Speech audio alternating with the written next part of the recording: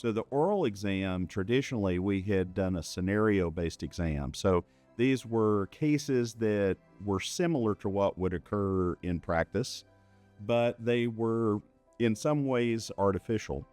And that's what caused us to have a reflection point and say, really what we want to do is assess people in their practice. So we looked around the board's community and other surgical boards, and one way of delivering an oral exam is to do something called a case-based exam. And by doing a case-based exam, you have the diplomates or physicians that are aspiring to be board-certified physicians, you have them submit cases. You curate those cases, look at the cases, look at the patterns of practice that these individuals are exhibiting, and then you decide to examine them on a proportion of those cases. And you structure an exam around their own patients and their own cases. So what you're really looking at is a biopsy of what they're doing out in practice in the public. So, when we use that lens of the public being our primary focus, we felt that that process would be much more public-centered and much more public-focused, and we would actually look at what people are doing out in practice and how they are self-regulating, how they are approaching medicine in an evidence-based way, how they're being safe, how they're being effective. And it gives us a chance to really look at what they're doing as opposed to a more artificial kind of scenario-based type of exam.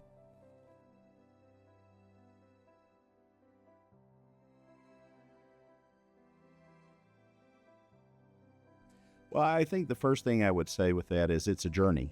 So, and I wouldn't say that we've arrived at the destination yet.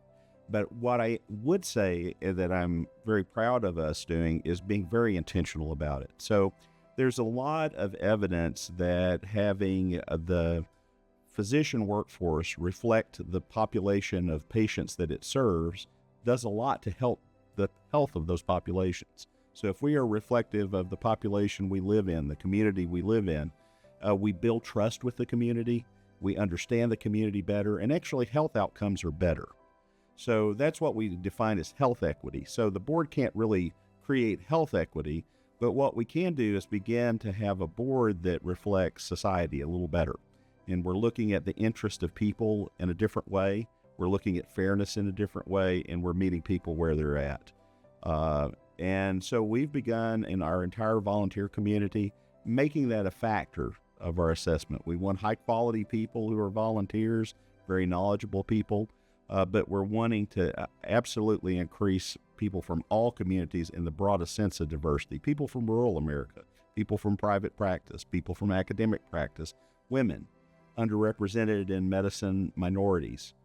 We want to have that whole reflection so we really mirror society, because then that, if you can imagine, if you lived in one of those particular communities, you name it, if you saw a board or a board and its volunteers and there was no one like you on that board, you might not have as great a trust in that organization.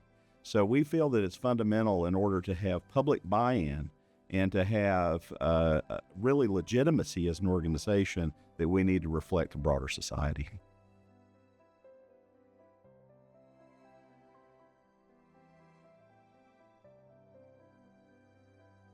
I think it was really important, and ABMS is our parent organization, American Board of Medical Specialists. So I think if you think about it, to be a physician now, the data changes, the evidence changes, and what we do to be contemporary is rapidly changing. We're in a rapidly changing world.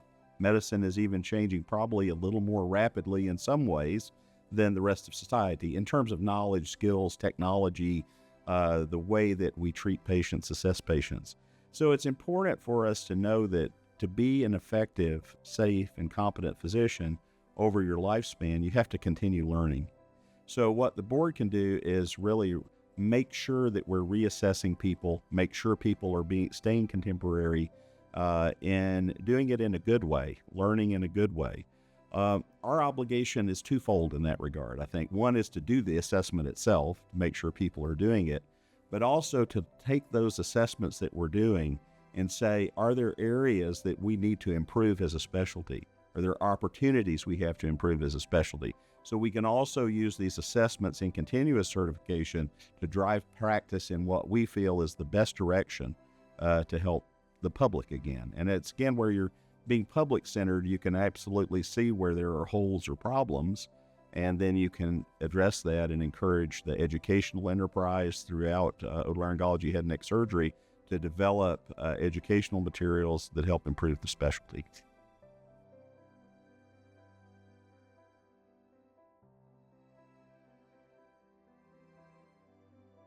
I credit Brian Nussenbaum with this a lot, is that we also are beginning bidirectional communication with the educational enterprise in otolaryngology head and neck surgery. Everything from residency training, fellowship training, and even past that into continuous certification. Subspecialty societies we've partnered a lot, for example, with our largest really trade organization or professional organization in otolaryngology called the American Academy of Otolaryngology Head and Neck Surgery. And we've partnered with them to give them feedback on our assessments globally. We hold our diplomats' performance on assessments confidential. We're not going and talking about individuals, but we can talk about collective performance and perhaps knowledge gaps or area gaps that could be addressed. So having that bidirectional communication gives an opportunity for kind of global improvement of the specialty. So that's another way that the board's activities can help protect the public and make sure otolaryngologists are keeping up.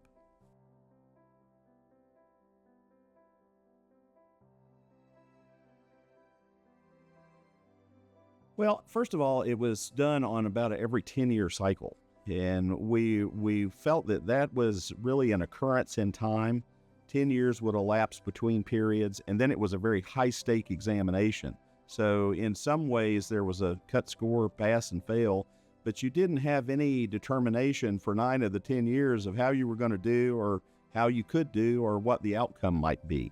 By going into a more continuous certification system like CertLink, the one that we've established now, and having ongoing assessment, the diplomat gets real-time feedback. So they kind of know how they're doing on a year-by-year basis, even a quarter-by-quarter basis. So they know where they can amp things up to improve their performance, and they get better feedback. It's also more user-friendly. You don't have to go to a test center to do it. You don't have to take time out of your schedule away from your family or your patients to do it. It's less expensive for our diplomats to have to do it in this way and manner in terms of travel cost and things like that.